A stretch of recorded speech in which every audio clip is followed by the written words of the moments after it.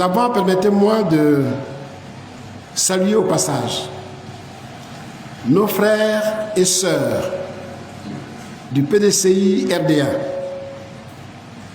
qui, malgré les obstacles, ont cru à la démocratie en participant de bonne foi à ces élections. Et nous sommes engagés dans la démocratisation de notre pays. Mais vous savez que la démocratie en Afrique est un travail laborieux, est un chemin périlleux, et pour y parvenir, il faut faire beaucoup de sacrifices. Nous invitons encore une fois nos frères du PDCI pour que nous soyons engagés dans les sillons que nous avons déjà tracés pour l'avènement d'une démocratie vraie dans notre pays.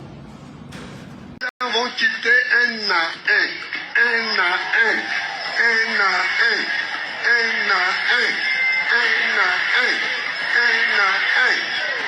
Pensez-vous que les Ivoiriens vont porter leur confiance en des partis politiques ou en des leaders politiques incapables de pouvoir traduire de manière cohérente une offre politique? Mais non. Mais non. Donc ce que nous voyons aujourd'hui, c'est bien la conjugaison de deux choses. La première, c'est le mérite du RHDP de pouvoir se construire, d'être structuré et d'avancer, mais aussi de l'autre côté, d'une opposition qui manque de vision stratégique. Très clair. Sur un plateau de télévision, sœur, je disais, mais si donc vous estimez que l'élection du président de la République est contrarié parce que le taux de participation n'était pas important et que parce que l'opposition n'a pas participé, j'attendais de voir le taux de participation législative. Parce que vous dites que 50% de taux de participation, cela traduit le fait que vous n'avez pas été présent. Donc aux législatives, on devait avoir beaucoup plus. On n'a que quoi? À peine 35. Cela veut dire quoi?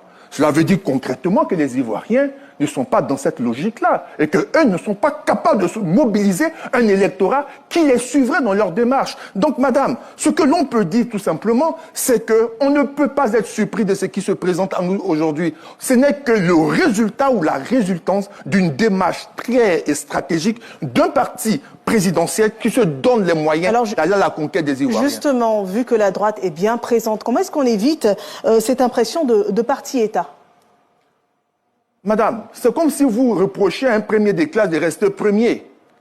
Parce que lui, il fait des efforts pour avoir des meilleures notes et que les autres qui ne travaillent pas se plaignent. Pourquoi est-ce que c'est toujours lui qui est le premier? Que voulez-vous? Qu'il fasse espoir pour avoir 0 sur 20? Pour faire plaisir aux derniers de classe? Nous ne sommes pas dans un parti-État. On serait dans un parti-État. Aujourd'hui, la communication ou les éléments des langages, c'est de nous rappeler à 40 à 50 ans en arrière pour dire on est dans le parti unique. Il n'y a pas de parti unique. Je suis professeur Firmin Trécré. Bon, j'étais anciennement FPI, j'étais vice-président du FPI. Aujourd'hui, je suis au RHDP. Mais qu'est-ce qui explique, qu'est-ce qui motive ce choix RHDP? C'est les réalisations. Parce que moi, je suis rentré en politique pour que la Côte d'Ivoire se développe, pour que nos parents aient l'aisance, qu'ils aient l'eau courante, qu'ils aient l'électricité, qu'ils aient des écoles. Les preuves sont là. Les ponts, les routes aujourd'hui, partout, à Abidjan, vous pouvez circuler, etc. Vous savez qu'en Europe, le développement a commencé avec la route et la voie ferrée. Parce que c'est ça qui fait qu'on va partout. Vous pouvez quitter ici aujourd'hui et puis si vous avez votre marchandise, ça arrive à bon port.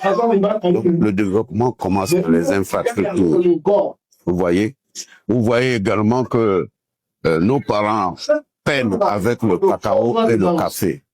Mais aujourd'hui, là, le cacao, il est à 2800. Le café est à 1700.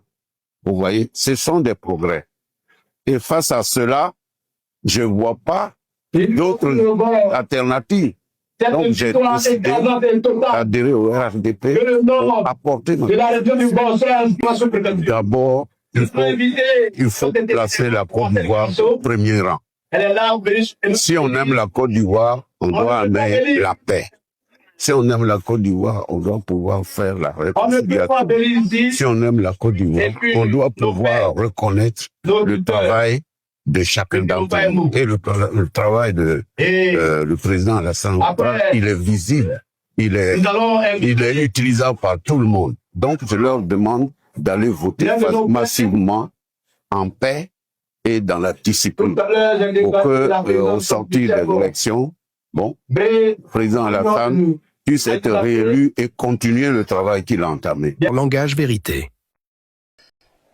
Le protocole que tu as déployé en citant ceux qui sont présents, le préfet Toby, les candidats ADCI présents, les responsables ADCI aussi, tous nos confrères journalistes qui sont là.